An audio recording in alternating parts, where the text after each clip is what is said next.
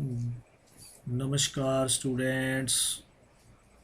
ਜਿਹੜੇ स्टूडेंट्स अजे तक नहीं जुड़े उन्होंने बोल दो कि जल्दी जल्दी आ जान। आप अज नवा टॉपिक करना है calculation of interest. Calculation of interest on drawings. बेटा जी दो मैथड होंगे ने। एक मैथड होंदा है सिंपल मैथड, सैकेंड होंदा है प्रोडक्ट मैथड। सैकेंड है प्रोडक्ट मैथड। ਹੁਣ ਸਿੰਪਲ ਮੈਥਡ ਦੇ ਵਿੱਚ ਤਾਂ ਅਸੀਂ ਸਿੱਧਾ ਹੀ ਇੰਟਰਸਟ ਕੈਲਕੂਲੇਟ ਕਰਦੇ ਹਾਂ ਮੰਥ ਦਾ ਲਗਾ ਕੇ, 11 ਮੰਥ ਦਾ ਜਾਂ 2 ਮੰਥ ਦਾ ਜਾਂ 3 ਮੰਥ ਦਾ। ਸਪੋਜ਼ ਸਿੰਪਲ ਮੈਥਡ ਦੇ ਵਿੱਚ ਇੰਨਾ ਇੰਪੋਰਟੈਂਟ ਨਹੀਂ ਹੈਗਾ, ਬਟ ਮੈਂ ਤੁਹਾਨੂੰ ਦੱਸ ਦੇਣਾ ਚਾਹੁੰਦਾ। ਸਿੰਪਲ ਮੈਥਡ ਵਿੱਚ ਸਟੂਡੈਂਟਸ ਕੀ ਹੁੰਦਾ ਹੈ, ਤੁਹਾਡੇ ਸਾਹਮਣੇ ਸਕਰੀਨ ਤੇ ਦਿਖਾਈ ਦੇ ਰਿਹਾ ਹੈ।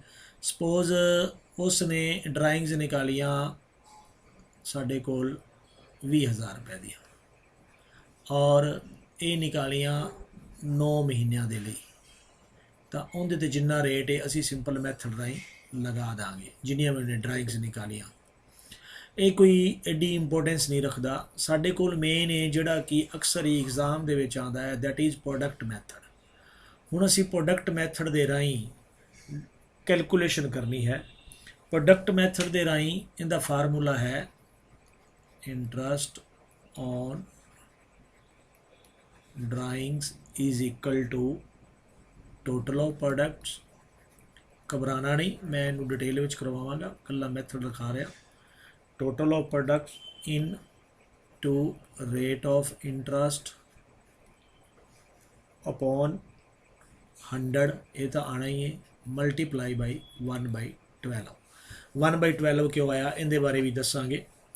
तो जदों असी प्रोडक्ट मैथड दे राही दिस इज प्रोडक्ट मैथड दे राही असी इंटरस्ट ऑन ड्राइंग निकालते हाँ, तो असी total of product into जिन्ना रेट अपॉन 100 मल्टीप्लाई बाई 1/12 करते हैं। हुण मैं एक स्टेटमेंट लैंदा, स्टेटमेंट राही तुहानूं ये सारा कंसैप्ट क्लीयर हो जाएगा कि इस नूं असी करना किद्दां है जी। तो इस नूं समझण दी कोशिश करो। साडे कोल एक पार्टनर है, सपोज पार्टनर एक्स। ध्यान नाल समझना, ये बड़ी वारी एग्जाम विच आया होया है क्वेश्चन इहदे नाल दा, और हरेक बार इहदे आउण दी संभावना हुंदी है, और ये बड़ा ही इंपॉर्टेंट टॉपिक है। आई एम होपफुल कि तुसीं इस नूं बड़े वधिया तरीके नाल समझण दी कोशिश करोगे। बड़ा ही इंटरस्टिंग है, बड़ा ही आसान है, तुहानूं बड़े वधिया तरीके नाल समझाया जाएगा, और तुसीं पहली वारी विच ही फस्ट टाइम ही इस नूं समझ जाओगे। तो स्टूडेंट्स पार्टनर का नाम है पार्टनर एक्स। एक्स पार्टनर है। ही विथड्रू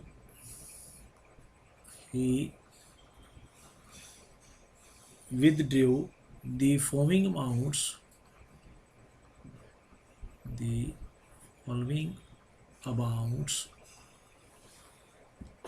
during the year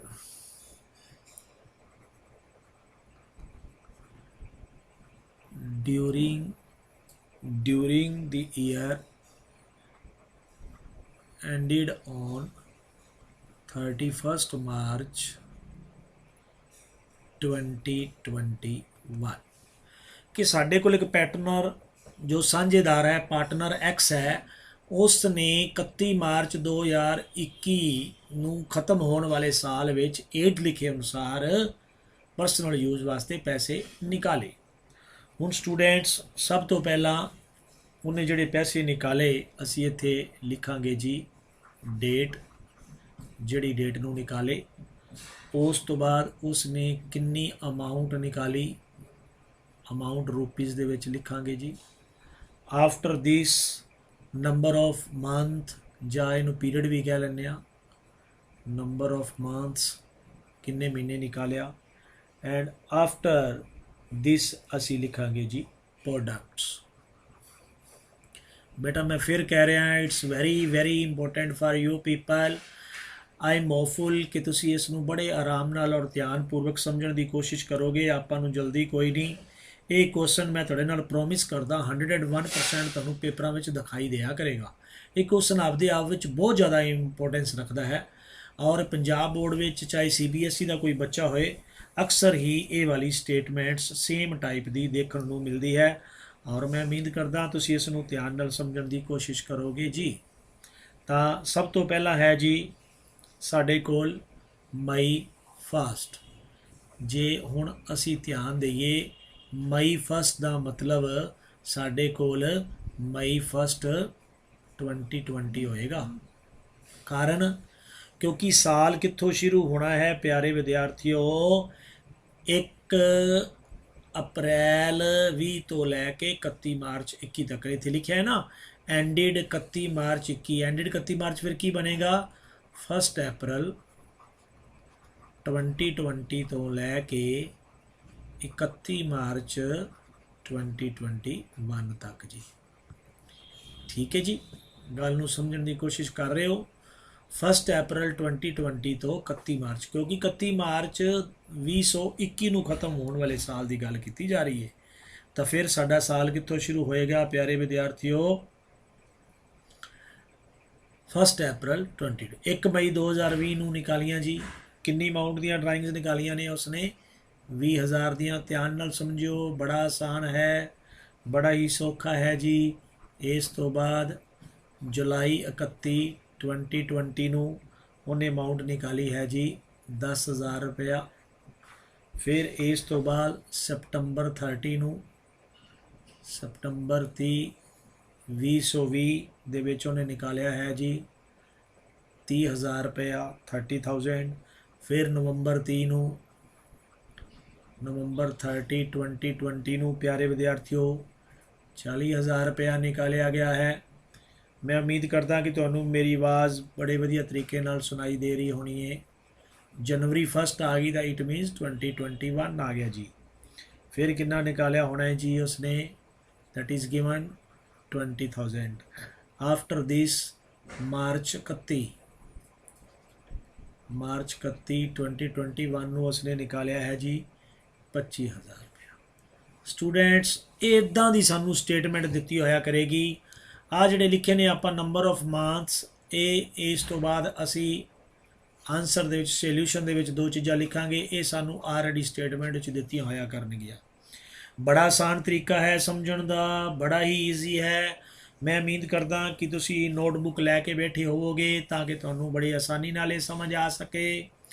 ਹੁਣ ਅਸੀਂ 1 ਮਈ 2020 ਤੋਂ ਲੈ ਕੇ 31 ਮਾਰਚ 2021 ਤੱਕ ਮੰਥ ਕਾਊਂਟ ਕਰਾਂਗੇ। ਤਾਂ ਮੰਥ ਕਾਊਂਟ ਕਰਕੇ ਵੇਖੋ, ਇਹ ਮੰਥ ਬਣਦੇ ਨੇ 11। ਕਿਵੇਂ? ਮਈ ਦਾ ਸਾਰਾ ਮਹੀਨਾ, ਮਈ, ਜੂਨ, ਜੁਲਾਈ, ਅਗਸਤ, ਸਤੰਬਰ, ਅਕਤੂਬਰ, ਨਵੰਬਰ, ਦਸੰਬਰ, ਫਿਰ ਜਨਵਰੀ 2021 ਦੀ ਸ਼ੁਰੂ ਹੋ ਗਈ, ਫਰਵਰੀ ਅਤੇ ਮਾਰਚ। ਤਾਂ 11 ਮਹੀਨੇ ਬਣਦੇ ਨੇ, ਤੁਸੀਂ ਕਾਊਂਟ ਕਰਕੇ ਵੇਖ ਲਓ। ਜੁਲਾਈ 31 ਤੋਂ ਲੈ ਕੇ 31 ਮਾਰਚ 2021 ਤੱਕ ਸਾਡੇ ਕੋਲ ਬਣਦੇ ਨੇ ਜੀ 8 ਮੰਥਸ।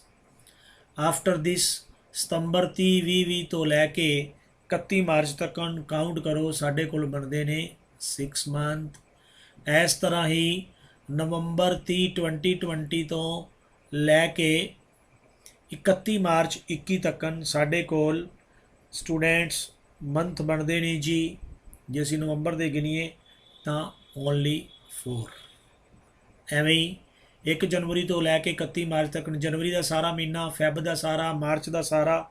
ਤਾਂ ਪਿਆਰੇ ਵਿਦਿਆਰਥੀਓ ਸਾਡੇ ਕੋਲ ਬਣਦੇ ਨੇ 3 ਮੰਥ।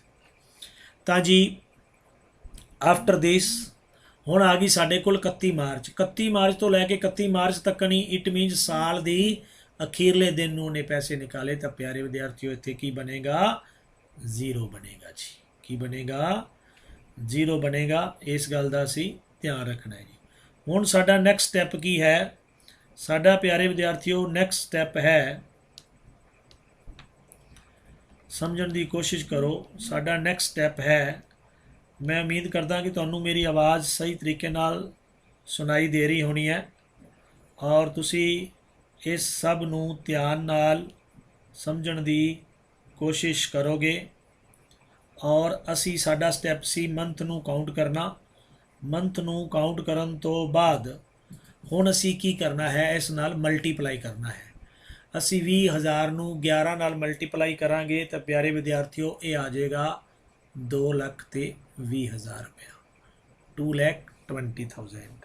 ਆਫਟਰ ਦਿਸ ਅਸੀਂ 10,000 ਨੂੰ 8 ਨਾਲ ਮਲਟੀਪਲਾਈ ਕਰਾਂਗੇ ਤਾਂ ਪਿਆਰੇ ਵਿਦਿਆਰਥੀਓ ਇਹ ਆ ਜਾਏਗਾ 80,000 ਰੁਪਇਆ। ਐਵੇਂ ਹੀ ਅਸੀਂ 30,000 ਨੂੰ 6 ਨਾਲ ਮਲਟੀਪਲਾਈ ਕਰਾਂਗੇ ਤਾਂ ਆ ਜਾਏਗਾ 1,80,000 ਰੁਪੀਸ। ਐਵੇਂ ਹੀ ਡੀਅਰ ਸਟੂਡੈਂਟਸ ਅਸੀਂ ਕੀ ਕਰਾਂਗੇ ਹੁਣ ਜੀ, 40,000 ਨੂੰ 4 ਨਾਲ ਮਲਟੀਪਲਾਈ ਕਰਾਂਗੇ ਤਾਂ ਸਾਡੇ ਕੋਲ ਆ ਜਾਏਗਾ 1,60,000। ਮੈਂ ਫਿਰ ਕਹਿ ਰਿਹਾ, ਦਿਸ question is very very important for your final exam point of view. ਇਸ ਨੂੰ ਧਿਆਨ ਨਾਲ ਸਮਝਣਾ ਹੈ, ਬੜਾ ਹੀ ਆਸਾਨ ਹੈ ਔਰ ਇਸ ਨੂੰ ਨਾਲੋਂ ਨਾਲ ਨੋਟਬੁੱਕ 'ਤੇ ਨੋਟ ਕਰਦੇ ਜਾਣਾ ਹੈ। You are very sincere students ਜਿੰਨੇ ਕਲਾਸ ਲਗਾ ਰਹੇ ਹੋ। ਹੁਣ ਦੇਖੋ 25,000 ਨੂੰ 0 ਨਾਲ ਕਰਾਂਗੇ ਤਾਂ ਇੱਥੇ ਸਾਡੇ ਕੋਲ 0 ਹੀ ਆਏਗਾ। ਜਿੰਨੀਆਂ ਮਰਜ਼ੀ 0 ਲਿਖ ਲਈਏ, ਮੁੱਲ ਤਾਂ ਇਸ ਦਾ ਕੋਈ ਨਹੀਂ ਪੈਣਾ। 1 0 ਲਿਖੋ, ਭਾਵੇਂ 4 0 ਲਿਖੋ, ਭਾਵੇਂ 5 0 ਲਿਖੋ।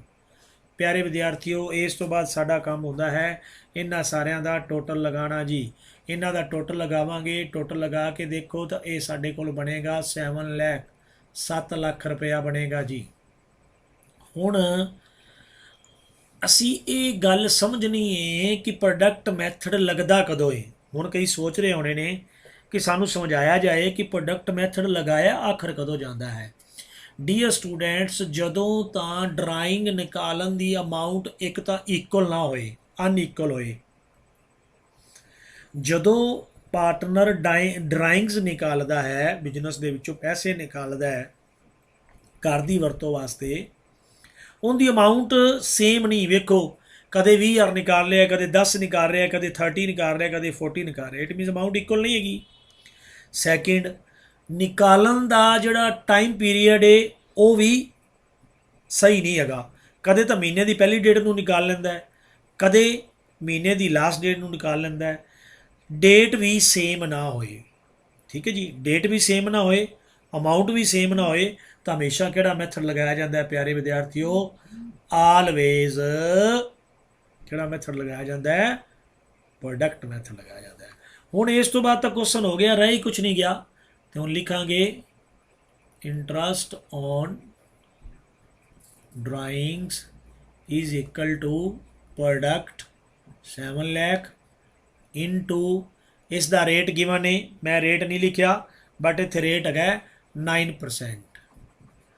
rate of interest on drawings is 9% per annum। ਤਾਂ ਲਿਖਾਂਗੇ 9%, 9/100 ਇੰਟੂ 1/12 ਤਾਂ ਲੈਣਾ ਹੁੰਦਾ ਹੈ ਕਿਉਂਕਿ ਅਸੀਂ ਪ੍ਰੋਡਕਟ ਮੈਥਡ ਲਗਾਇਆ ਹੈ। ਜਦੋਂ ਵੀ ਪ੍ਰੋਡਕਟ ਮੈਥਡ ਲਗਾਇਆ ਜਾਂਦਾ ਤਾਂ ਉਦੋਂ ਅਸੀਂ 1 ਮੰਥ ਦਾ ਕਰਦੇ ਹਾਂ ਤਾਂ ਇਹ 1/12 ਹੋ ਜਾਏਗਾ। ਇਹਨੂੰ ਕੱਟ ਕੇ ਦੇਖਦੇ ਹਾਂ, ਇਹ 4 ਨਾਲ ਜਾਏਗਾ, ਇਹ ਸਾਡੇ ਕੋਲ 2 0 ਗਈਆਂ ਜੀ। ਫਿਰ 2 ਨਾਲ ਕੱਟ ਕਰਕੇ ਦੇਖ ਲਓ ਜੀ, ਇਹ ਸਾਡੇ ਕੋਲ ਇੰਨਾ ਆ ਗਿਆ ਜੀ। ਫਿਰ ਕੱਟਾਂਗੇ ਜੀ 1750 ਆ ਗਿਆ। ਤਾਂ ਟੋਟਲ ਅਸੀਂ ਇਹਨੂੰ ਮਲਟੀਪਲਾਈ ਕਰਾਂਗੇ ਤਾਂ ਸਾਡੇ ਕੋਲ ਰੁਪੀਜ਼ ਆ ਗਿਆ 5,250 ਰੁਪਏ। This is our answer. ਬੜਾ ਆਸਾਨ ਹੈ। ਇਹ 4 ਨੰਬਰ ਦਾ ਵੀ ਆ ਸਕਦਾ ਹੈ, 2 ਨੰਬਰ ਦਾ ਵੀ ਆ ਸਕਦਾ ਹੈ। ਦੇਖੋ ਇਸ ਕੁਐਸਚਨ 'ਚ ਕੁਝ ਨਹੀਂ, ਮਲਟੀਪਲਾਈ ਕਰਕੇ ਉਸ ਤੋਂ ਬਾਅਦ ਇਸ ਨੂੰ ਕੱਟ ਕਰਨਾ ਸੀ, nothing else. it's very important, again I am saying it's very important for your final exams। ਮੈਂ ਇਹਦੇ ਨਾਲ ਦਾ ਤੁਹਾਨੂੰ ਇੱਕ ਕੁਐਸਚਨ ਹੋਰ ਕਰਾਉਣਾ ਚਾਹਾਂਗਾ ਤਾਂ ਕਿ ਤੁਹਾਡੀ ਪ੍ਰੈਕਟਿਸ ਹੋ ਜੇ। ਆਪਾਂ ਇਹਦੇ ਨਾਲ ਦੀ ਇੱਕ ਸਟੇਟਮੈਂਟ ਹੋਰ ਲਿਖਦੇ ਹਾਂ ਤਾਂ ਕਿ ਤੁਹਾਨੂੰ ਇਹ ਆਸਾਨੀ ਨਾਲ ਸਮਝ ਆ ਸਕੇ ਕਿ ਇਸ ਕੁਐਸਚਨ ਵਿੱਚ ਕਰਨਾ ਕੀ ਹੈ। ਮੈਂ ਉਮੀਦ ਕਰਦਾ ਕਿ ਇਹ ਤੁਹਾਨੂੰ ਵਧੀਆ ਤਰੀਕੇ ਨਾਲ ਸਮਝ ਆ ਗਿਆ ਹੋਣਾ ਹੈ, ਬਟ ਮੈਂ ਇੱਕ ਹੋਰ ਐਗਜ਼ਾਮਪਲ ਲੈਂਦਾ ਤਾਂ ਕਿ ਤੁਹਾਨੂੰ ਕਲੀਅਰ ਹੋ ਜੇ। ਇੱਥੇ ਹੁਣ ਸਾਡੇ ਕੋਲ ਹੈ ਸਪੋਜ਼ ਮਿਸਟਰ ਅਨੁਰਾਗ ਹੈ ਜੀ, ਜੋ ਕਿ ਪਾਰਟਨਰ ਹੈ ਤੇ ਹੀ ਵਿਦਡ੍ਰਿਊ, ਉਸਨੇ ਕੀ ਕੀਤਾ? Mister Anurag withdrew the following amounts. ਹੁਣ ਤੁਸੀਂ ਮੇਰੇ ਨਾਲ ਆਪ ਵੀ ਕਰਨਾ ਹੈ ਇਹ ਵਾਲਾ question. Following amounts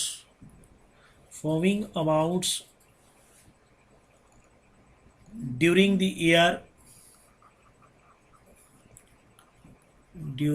year ended 31 March 2018। ठीक है जी।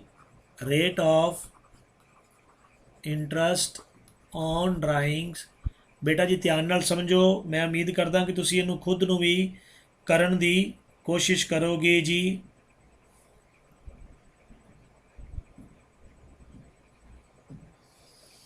ਬੇਟਾ ਜੀ ਮੈਸੇਜ ਕਰਨ ਦੀ ਥਾਂ 'ਤੇ ਆਪ ਜੀ ਕੋਸ਼ਿਸ਼ ਕਰੋ ਕਿ ਇਸ ਨੂੰ ਧਿਆਨ ਨਾਲ ਸਮਝਣ ਦੀ ਕੋਸ਼ਿਸ਼ ਕਰੋ। ਮੈਸੇਜ ਵੱਲ ਧਿਆਨ ਘੱਟ ਕਰੋ ਔਰ ਪੜ੍ਹਨ ਵੱਲ ਤੁਸੀਂ ਧਿਆਨ ਜ਼ਿਆਦਾ ਕਰੋ ਜੀ। 9% ਪਰ ਐਨਮ।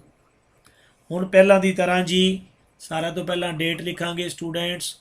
ਕਰਨਾ ਤੁਸੀਂ ਹੈ April 30। ਹੁਣ April 30 ਕਿੰਦੀ ਆਏਗੀ? April 30 2017। ਇਸ ਤੋਂ ਬਾਅਦ June 30 2017। ਫਿਰ ਇਸ ਤੋਂ ਬਾਅਦ September 30 2017। ਇਸ ਤੋਂ ਬਾਅਦ December 31 2017। ਇਸ ਤੋਂ ਬਾਅਦ January 31। ਹੁਣ ਕਿਹੜਾ ਆ ਜਾਏਗਾ? 2018। ਕਿਉਂ? ਕਿਉਂਕਿ ਸਾਡਾ ਸਾਲ 31 ਮਾਰਚ 2018 ਨੂੰ ਖਤਮ ਹੋ ਰਿਹਾ ਹੈ। ਪਿਆਰੇ ਵਿਦਿਆਰਥੀਓ, ਇਸ ਨੂੰ ਕਰਨ ਦੀ ਅਸੀਂ ਕੋਸ਼ਿਸ਼ ਕਰਦੇ ਹਾਂ। ਸਭ ਤੋਂ ਪਹਿਲਾਂ ਅਮਾਊਂਟ ਲਿਖਾਂਗੇ ਜੀ। ਇੱਥੇ ਲਿਖਾਂਗੇ ਜੀ ਜਿੰਨੀ ਉਸਨੇ ਅਮਾਊਂਟ ਨਿਕਾਲੀ। ਇੱਥੇ ਉਹਨੇ ਪਹਿਲੀ ਵਾਰ 8000 ਨਿਕਾਲਿਆ। फिर सेकंड टाइम उसने 6000 निकालिया। थर्ड टाइम प्यारे विद्यार्थियों उसने 5000 निकालिया। आफ्टर दिस उसने 12000 निकालिया। इस तो बाद प्यारे विद्यार्थियों उसने 10000 निकालिया है जी। इत्थे लिखांगे जी नंबर ऑफ मंथ्स, महीने, ਜਾਂ ਇਸ ਨੂੰ ਪੀਰੀਅਡ ਵੀ ਕਹਿ ਲੈਂਦੇ ਹਾਂ। ਕਿੰਨਾ ਸਮਾਂ ਬਣਿਆ। ਹੁਣ ਅਸੀਂ 30 ਅਪ੍ਰੈਲ ਤੋਂ ਲੈ ਕੇ 31 ਮਾਰਚ ਤੱਕ, 30 ਅਪ੍ਰੈਲ ਦਾ ਮਹੀਨਾ ਤਾਂ ਗਿਆ, ਇੱਕ ਮਹੀਨਾ ਖਤਮ, ਬਾਕੀ 11 ਰਹਿ ਗਏ। ਇਸ ਤੋਂ ਬਾਅਦ ਅਪ੍ਰੈਲ ਵੀ ਗਈ, ਮਈ ਵੀ ਗਈ, ਜੂਨ ਵੀ ਗਈ। 30 ਜੂਨ ਹੈ, 3 ਮਹੀਨੇ ਮਾਈਨਸ ਕਰ ਦਿਓ। ਇਹ ਆਸਾਨ ਹੁੰਦਾ, ਐਵੇਂ ਵੀ ਕੈਲਕੂਲੇਟ ਕਰ ਸਕਦੇ ਹਾਂ। ਦੇਖੋ 30 ਜੂਨ ਤੱਕ 3 ਮਹੀਨੇ ਬੀਤ ਗਏ, ਅਪ੍ਰੈਲ ਦਾ, ਮਈ ਦਾ ਅਤੇ ਜੂਨ ਦਾ। 12 ਵਿੱਚੋਂ 3 ਮਾਈਨਸ ਕਰ ਦਿਓ, ਬਾਕੀ 9 ਰਹਿ ਗਏ। ਜਾਂ ਫਿਰ ਤੁਸੀਂ ਕੀ ਕਰੋ, ਜੂਨ ਤਾਂ ਗਿਆ, ਜੁਲਾਈ ਤੋਂ ਲੈ ਕੇ 31 ਮਾਰਚ 18 ਤੱਕ ਗਿਣ ਲਓ, ਫਿਰ ਵੀ 9 ਮਹੀਨੇ ਹੀ ਬਣਨਗੇ। ਹੁਣ ਸਤੰਬਰ ਵੀ ਗਈ, ਸਤੰਬਰ ਤੋਂ ਬਾਅਦ ਅਕਤੂਬਰ, ਨਵੰਬਰ, ਦਸੰਬਰ, ਜਨਵਰੀ, ਫਰਵਰੀ, ਮਾਰਚ, ਇੱਥੇ 6 ਮਹੀਨੇ ਬਣਨਗੇ। ਕਾਊਂਟ ਕਰੋ ਜੀ। ਦਸੰਬਰ 31 ਗਈ, ਬਾਕੀ ਰਹਿ ਗਿਆ ਜਨਵਰੀ, ਫਰਵਰੀ ਅਤੇ ਮਾਰਚ, 3 ਮਹੀਨੇ ਬਣਨਗੇ। ਇਸ ਤੋਂ ਬਾਅਦ ਫਿਰ ਜਨਵਰੀ 31 ਗਈ, ਬਾਕੀ ਰਹਿ ਗਿਆ ਫਰਵਰੀ ਅਤੇ ਮਾਰਚ, 2 ਮਹੀਨੇ ਬਣਨਗੇ। ਅਗਲਾ ਸਾਡਾ ਕੰਮ ਕੀ ਹੈ? ਲਿਖਣਾ ਪ੍ਰੋਡਕਟਸ। ਪ੍ਰੋਡਕਟ ਕਰਾਂਗੇ। ਹੁਣ ਅਸੀਂ 8000 ਨੂੰ 11 ਨਾਲ ਕਰਾਂਗੇ ਤਾਂ ਬੇਟਾ ਜੀ ਕਿੰਨਾ ਆ ਜਾਏਗਾ? 88000। ਧਿਆਨ ਨਾਲ ਸਮਝੋ, ਧਿਆਨ ਨਾਲ ਸਮਝਣ ਦੀ ਕੋਸ਼ਿਸ਼ ਕਰੋ ਬੇਟਾ ਜੀ, ਤਾਂ ਕਿ ਤੁਹਾਨੂੰ ਵਧੀਆ ਤਰੀਕੇ ਨਾਲ ਸਮਝ ਆ ਸਕੇ। ਨੋਟਬੁੱਕ ਲੈ ਕੇ ਰੱਖੋ ਤਾਂ ਕਿ ਤੁਸੀਂ ਵਧੀਆ ਤਰੀਕੇ ਨਾਲ ਇਸ ਨੂੰ ਸਮਝ ਸਕੋ। ਆਈ ਐਮ ਹੋਪਫੁਲ ਕਿ ਤੁਹਾਨੂੰ ਵਧੀਆ ਤਰੀਕੇ ਨਾਲ ਸਮਝ ਆ ਰਿਹਾ ਹੋਣਾ ਹੈ। It's very important. I am saying again and again, it's very important for you। ਹੁਣ 6000 ਨੂੰ 9 ਨਾਲ ਕਰਾਂਗੇ ਤਾਂ ਕਿੰਨਾ ਬਣੇਗਾ? 54000। ਇਸ ਤੋਂ ਬਾਅਦ 5 ਨੂੰ 6 ਨਾਲ ਕਰਾਂਗੇ 30000। ਇਸ ਤੋਂ ਬਾਅਦ 12 ਨੂੰ 3 ਨਾਲ ਕਰਾਂਗੇ 36000। ਆਫਟਰ ਦਿਸ 10 ਨੂੰ 2 ਨਾਲ ਕਰਾਂਗੇ 20000। ਇਹ ਅਸੀਂ ਮਲਟੀਪਲਾਈ ਕਰ ਲਿਆ ਜੀ। ਮਲਟੀਪਲਾਈ ਕਰਨ ਤੋਂ ਬਾਅਦ ਸਾਡਾ ਅਗਲਾ ਸਟੈਪ ਕੀ ਹੈ? ਅਸੀਂ ਇਹਨਾਂ ਦਾ ਟੋਟਲ ਲਗਾਉਣਾ ਹੈ ਜੀ। 3 ਜ਼ੀਰੋ ਨੇ, 3 ਜ਼ੀਰੋ ਦੀਆਂ 3 ਜ਼ੀਰੋ ਅਸੀਂ ਇੱਥੇ ਲਿਖ ਦਾਂਗੇ। 8 4 12, 6 18, 1 ਕੈਰੀ ਕਰਾਂਗੇ, 9 5 14, 3 17, 3 20, 2 22, ਤਾਂ ਸਾਡੇ ਕੋਲ ਆ ਗਿਆ 2,28,000। ਹੁਣ ਸਾਡਾ ਅਗਲਾ ਸਟੈਪ ਕੀ ਹੈ? ਅਸੀਂ ਇੱਥੇ ਕੀ ਲਿਖਣਾ ਹੈ? Interest on drawings. ਜਿਨ੍ਹਾਂ ਨੇ ਹੁਣੇ ਜੁਆਇਨ ਕੀਤਾ, ਮੈਂ ਉਹਨਾਂ ਨੂੰ ਫਿਰ ਦੱਸ ਦੇਣਾ ਚਾਹੁੰਦਾ ਕਿ ਪ੍ਰੋਡਕਟ ਮੈਥਡ ਉਦੋਂ ਲਗਾਇਆ ਜਾਂਦਾ ਹੈ ਜਦੋਂ ਡਰਾਇੰਗ ਨਿਕਾਲਣ ਦੀ ਡੇਟ ਇੱਕ ਤਾਂ ਸਮਾਨ ਨਾ ਹੋਏ। ਕਦੇ ਮਹੀਨੇ ਦੇ ਅੰਤ 'ਤੇ ਨਿਕਾਲੇ, ਕਦੇ ਮਹੀਨੇ ਦੇ ਸ਼ੁਰੂ ਤੋਂ ਨਿਕਾਲੇ। ਨੰਬਰ 2, ਨਿਕਾਲੀ ਗਈ ਅਮਾਊਂਟ ਵੀ ਸੇਮ ਨਾ ਹੋਏ। ਵੇਖੋ ਕਦੇ 8000 ਨਿਕਾਲਿਆ ਜਾ ਰਿਹਾ, ਕਦੇ 6000, ਕਦੇ 5000। ਅਜਿਹੇ 2 ਕੇਸਾਂ ਦੇ ਵਿੱਚ ਡਰਾਇੰਗ ਤੇ ਇੰਟਰਸਟ ਕੈਲਕੂਲੇਟ ਕਰਨ ਦੇ ਲਈ ਪਿਆਰੇ ਵਿਦਿਆਰਥੀਓ ਹਮੇਸ਼ਾ ਵਾਸਤੇ ਪ੍ਰੋਡਕਟ ਮੈਥਡ ਲਗਾਇਆ ਜਾਂਦਾ ਹੈ। ਇਹ ਬਹੁਤ ਹੀ ਇੰਪੋਰਟੈਂਟ ਹੈ। ਮੈਂ ਤੁਹਾਨੂੰ ਫਿਰ ਕਹਿ ਰਿਹਾ, ਨੋਟਬੁੱਕ ਤੇ ਨੋਟ ਕਰ ਲਓ। ਜਿਹਨੂੰ ਨਾ ਸਮਝ ਲੱਗੇ ਇਹ ਵਾਲੀ ਸਟਰੀਮ ਨੂੰ ਆਪ ਜੀ ਨੇ ਦੁਬਾਰਾ ਦੇਖ ਲੈਣਾ ਹੈ। ਮੈਂ ਲੈਕਚਰ ਖਤਮ ਹੋਣ ਤੋਂ ਬਾਅਦ ਇਸ ਨੂੰ ਸ਼ੇਅਰ ਵੀ ਕਰਾਂਗਾ। ਮੈਂ ਉਮੀਦ ਕਰਦਾ ਕਿ ਤੁਸੀਂ ਚੰਗੀ ਤਰ੍ਹਾਂ ਨਾਲ ਫਿਰ ਸਮਝ ਰਹੇ ਹੋ। ਹੁਣ ਅਸੀਂ ਇੱਥੇ ਜਿੰਨਾ ਪ੍ਰੋਡਕਟ ਹੈ ਉਸ ਨੂੰ ਲਿਖ ਦੇਣਾ ਹੈ 2,28,000। ਰੇਟ ਕਿੰਨਾ ਹੈ 9% ਔਰ 1/12 ਯਾਦ ਰੱਖਣਾ ਹੈ। ਜਦੋਂ ਪ੍ਰੋਡਕਟ ਮੈਥਡ ਲੱਗੇ ਫਿਰ 1/12 ਕਰਨਾ ਹੈ। 2 0 ਕੱਟ ਕਰਾਂਗੇ, ਫਿਰ 9 ਗਿਆ, 9 3 ਨਾਲ, ਇਹ 4 ਨਾਲ ਕੱਟ ਕਰਾਂਗੇ ਜੀ। ਅਗੇਨ ਅਸੀਂ ਇਹਨੂੰ 2 ਨਾਲ ਕੱਟ ਕਰਾਂਗੇ, 1 1 4 0, ਫਿਰ 2 ਤੇ ਕੱਟ ਹੋ ਰਿਹਾ ਜੀ। ਫਿਰ ਕਰਾਂਗੇ 5 7 0, 3 ਨਾਲ ਮਲਟੀਪਲਾਈ ਕਰਾਂਗੇ 0 7 3 are 21, कैरी 2 5 3 15 और 1 17। ਤਾਂ ਕਿੰਨੇ ਰੁਪੀਜ਼ ਆ ਗਿਆ 1710, 1710 ਰੁਪਏ। ਪਿਆਰੇ ਵਿਦਿਆਰਥੀਓ ਇਹ ਸੀ ਕਿਹੜਾ ਮੈਥਡ, ਪ੍ਰੋਡਕਟ ਮੈਥਡ। ਕਿਹੜਾ ਮੈਥਡ ਸੀ, ਪ੍ਰੋਡਕਟ ਮੈਥਡ। ਕਿੰਦੇ ਵਾਸਤੇ, ਟੂ ਕੈਲਕੂਲੇਟ ਦਾ ਇੰਟਰਸਟ ਔਨ ਡਰਾਇੰਗਸ। ਤਾਂ ਇੱਕੋ ਹੀ ਗੱਲ ਯਾਦ ਰੱਖਣੀ ਹੈ, ਜਿਹੜੀਆਂ ਡੇਟਸ ਦਿੱਤੀਆਂ ਹੋਣ ਅਤੇ ਅਮਾਊਂਟ ਦਿੱਤੀਆਂ ਹੋਣ, ਜਿੱਥੇ ਸਾਲ ਦਾ ਐਂਡ ਹੋ ਰਿਹਾ ਹੈ ਉਦੋਂ ਤੱਕ ਮਹੀਨੇ ਕਾਊਂਟ ਕਰੀ ਜਾਣਾ ਹੈ। ਜਿੰਨੇ ਮਹੀਨੇ ਨਿਕਲੇ ਆਣ ਉਹਨਾਂ ਨੂੰ ਅਮਾਊਂਟ ਨਾਲ ਮਲਟੀਪਲਾਈ ਕਰਕੇ ਪ੍ਰੋਡਕਟ ਨਿਕਾਲ ਲੈਣਾ ਹੈ। ਪ੍ਰੋਡਕਟ ਦਾ ਫਿਰ ਟੋਟਲ ਕਰਕੇ ਫਿਰ ਰੇਟ ਲਗਾ ਦੇਣਾ ਅਤੇ ਹਮੇਸ਼ਾ 1/12 ਨਾਲ ਮਲਟੀਪਲਾਈ ਕਰਕੇ ਜਾਂ ਡਿਵਾਈਡ ਕਰਕੇ ਕਹਿ ਲਈਏ ਤਾਂ ਸਾਡਾ ਆਨਸਰ ਆ ਜਾਏਗਾ। ਮੈਂ ਉਮੀਦ ਕਰਦਾ ਕਿ ਤੁਸੀਂ ਬੜੀ ਚੰਗੀ ਤਰ੍ਹਾਂ ਨਾਲ ਸਮਝ ਗਏ ਹੋਵੋਗੇ। ਕੱਲ੍ਹ ਫਿਰ ਇੱਕ ਨਵਾਂ ਲੈਕਚਰ ਲੈ ਕੇ ਦੁਬਾਰਾ ਮਿਲਾਂਗੇ। ਜਿਨ੍ਹਾਂ ਨੇ ਮੇਰਾ ਚੈਨਲ ਅਜੇ ਤੱਕ ਸਬਸਕ੍ਰਾਈਬ ਨਹੀਂ ਕੀਤਾ ਉਹਨਾਂ ਨੂੰ ਮੇਰੀ ਸੁਜੈਸ਼ਨ ਹੈ ਕਿ ਸਬਸਕ੍ਰਾਈਬ ਕਰ ਲਓ ਤਾਂ ਕਿ ਤੁਹਾਨੂੰ ਨਵੇਂ ਵੀਡੀਓਜ਼, ਨਵੇਂ ਅਪਡੇਟਸ ਮਿਲਦੇ ਰਹਿਣ। ਤੁਹਾਡਾ ਸਾਰਿਆਂ ਦਾ ਧੰਨਵਾਦ। Thank you. ਜੈ ਹਿੰਦ।